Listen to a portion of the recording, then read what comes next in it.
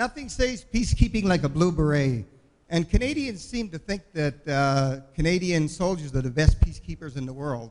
And I would be inclined to believe that that was true because I was a Canadian peacekeeper, if I could believe there was such a thing as peacekeeping. In July 1974, the Greek army did a coup d'etat in Cyprus. This wasn't a very good thing. Very quickly, the Turkish army in Turkey invaded the island and a war started. Looking at the bottom of the arrow, we can see where the beautiful island of Cyprus is. Because both Greek and Turk Cypriots lived in the island, Greek and Turkey both believe the island belongs to them. The reality is it doesn't belong to them. Straight down the middle of the island, we see a line, and that's called the Green Line. The Green Line was basically where the Canadian soldiers stood in between Turks and Greeks who were shooting at each other on a constant basis. I was lucky enough at the ripe old age of 19 to get to be sent to Cyprus. It was quite a neat experience. I was going to get a chance to do all the things I'd learned in the military, I guess. That's what I thought anyway. We landed in Cyprus, and the first thing I saw coming down from the plane was another plane. Not a weird thing in an airport, but this one wasn't quite in the same shape the one I was in was on. Anyway, there was a lot of death and destruction around there, and it wasn't a very pretty sight. My first 2 months in Cyprus, I lived in the Leader Palace Hotel. The Leader Palace Hotel was a really, really wonderful hotel. It was a 4-star hotel and had everything going for it. The only thing it didn't have going for it, it was on the Green Line, and there was people shooting holes in it every day. That's where we lived. Those arrows show some of the holes, but that's only a few. The whole building was perforated. Anyway, nice place to live. So anyway, that wasn't too bad. And again, peacekeeping is a funny thing. When a person's on guard duty, about 99% of their time, they're absolutely bored. The other percent of the time, sometimes people are shooting at them, so they're absolutely terrified. These were the kind of OPs we worked at. Notice down on the right side we have nice barbed wire and we have a little bit of sandbags there just to keep other people out. We don't want to get hurt, right? Anyway, this is what people call peacekeeping. Out in Laura Gina was where I spent my last 4 months.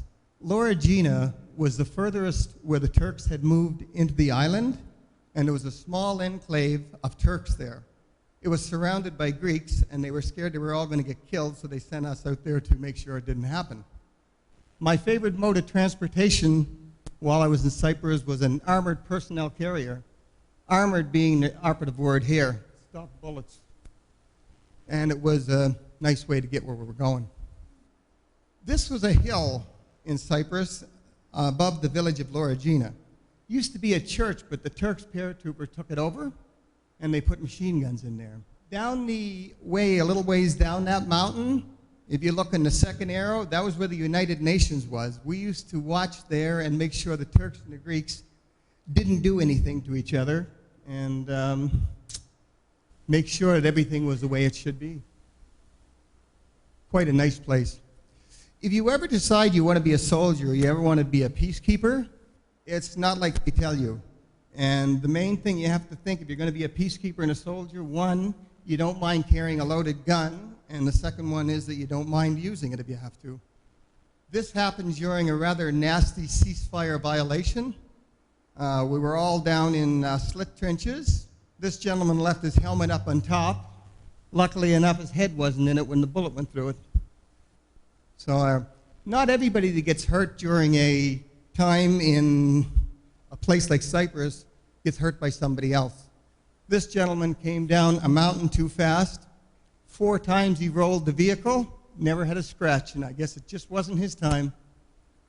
All the other outposts were different. This was also in the Green Line, but there was no Turks and no Greeks here. It was a really, really quiet area. Only thing there was Greek sheep, Turk goats, and soldiers trying to keep them apart.